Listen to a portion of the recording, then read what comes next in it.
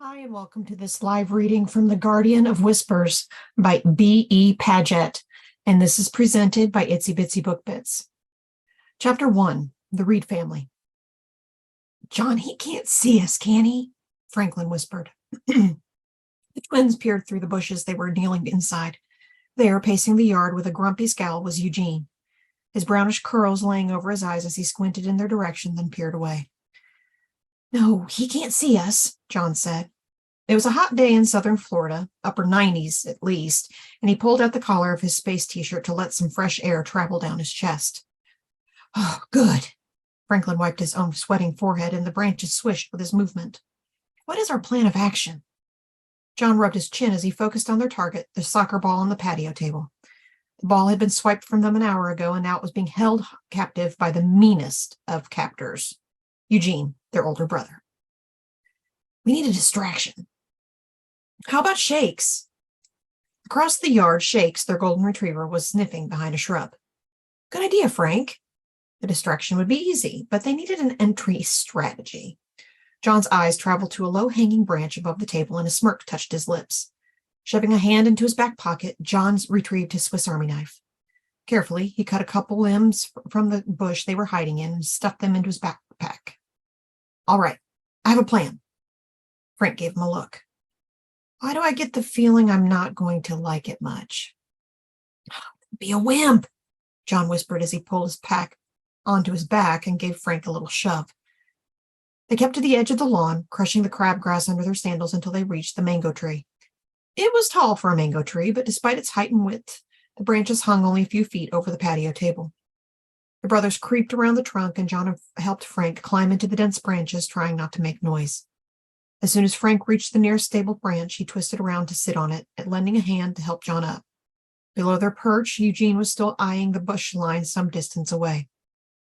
Putting a finger to his lips, John grabbed a rock and slingshot out of his back pocket, closed one eye, and took aim for the far left fence. The rock shot forward and hit its mark. Eugene's concentration shifted, and he walked in the direction of the sound. This was their chance. John yanked a branch out of his backpack. He whistled, and Shake's ears perked up, his tongue sloshing out of his mouth in excitement. The dog watched intently as John waved the stick above the mango tree leaves. He was not going to let the stick out of sight until it was in his mouth. Just throw it, Frank said through clenched teeth as he scooted into position, moving one leg so he was sitting sideways on the branch. John tossed the stick high in the air with all his strength. It twirled and twirled until landing thunk right into the overfilled kiddie pool near Eugene. The stick bobbed on top of the water, and Shake dashed toward it. Hurry, Frank, we don't have much time, John whispered. Frank swung himself upside down from the mango tree, John hanging on tight to his legs, and stretched his arms for the soccer ball. Splash! Shake's had made it to the pool.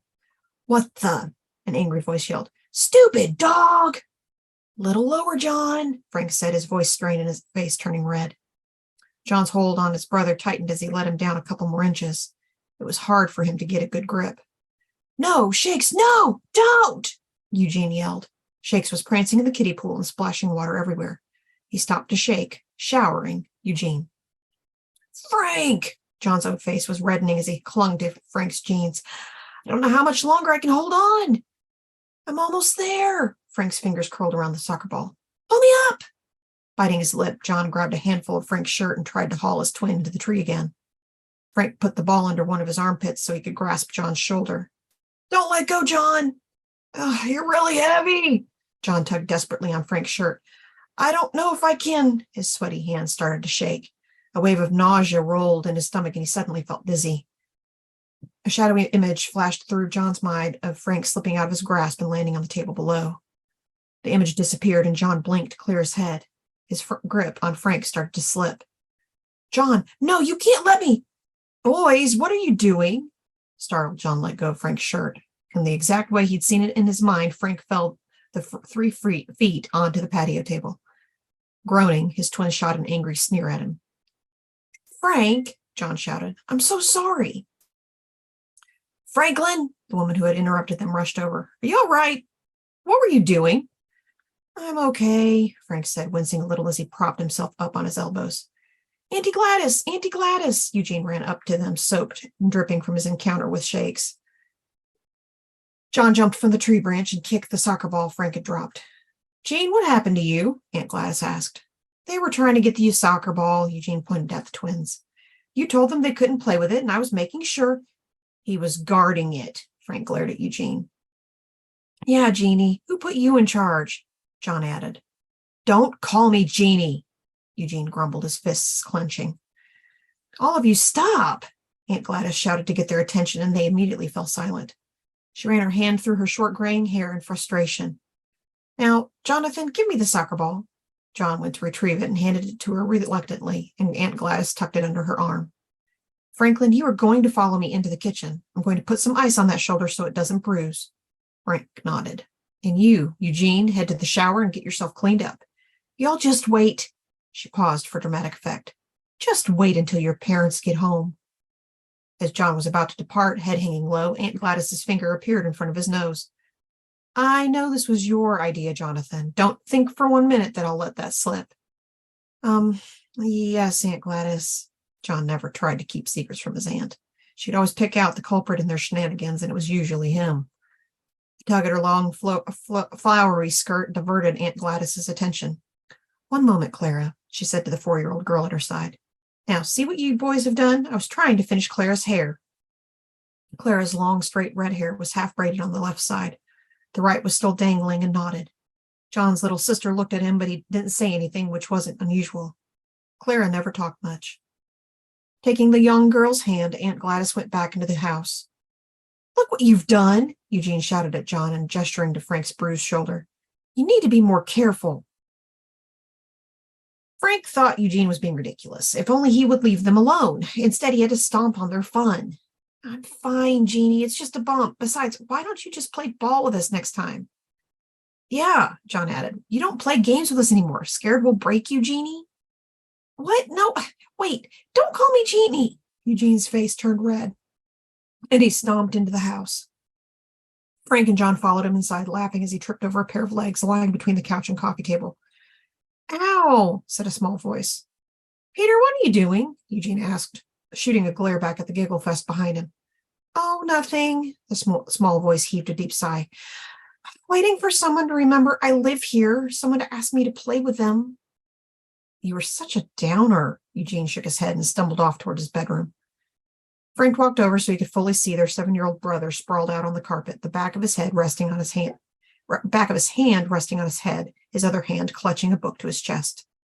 You know, Peter, John said, as much as I hate to say it, Jeannie is right. You need to stop lying around and make some friends. I tried to make friends at school yesterday, Peter answered in monotone. What happened? Well, I tried talking to this boy who sits next to me. I asked him about our reading assignment. Sounds like a good start, Frank sighed. Peter, please get up. You can at least look at us when you talk.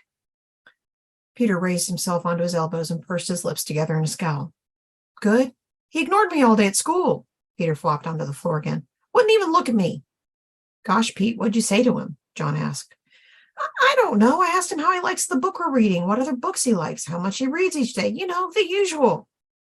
Well, that's not so bad. Did get upset when he told me he didn't like reading. But who doesn't like reading? Frank tilted his head so he could see the book Peter was holding.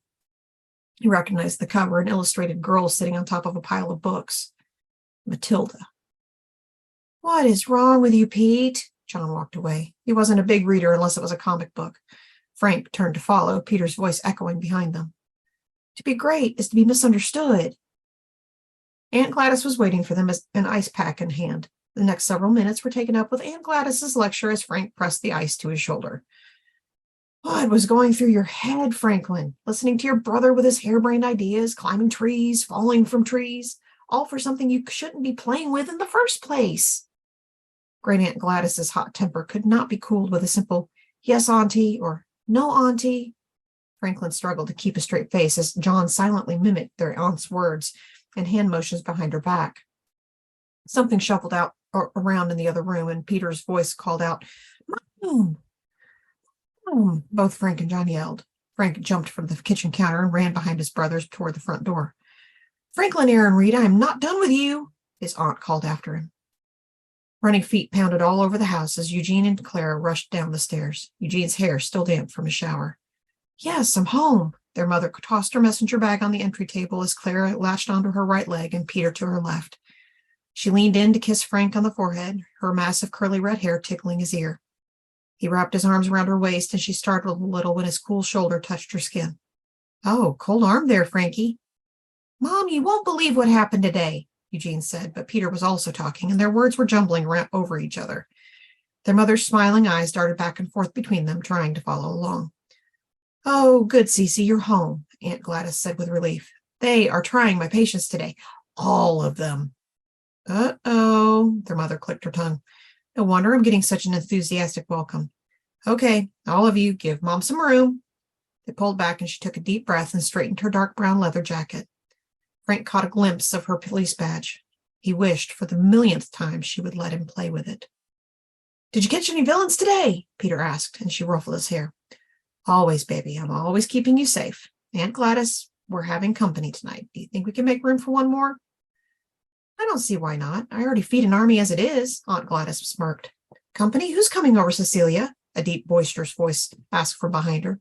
Frank peered around his mother to see his father standing in the door. Harvey!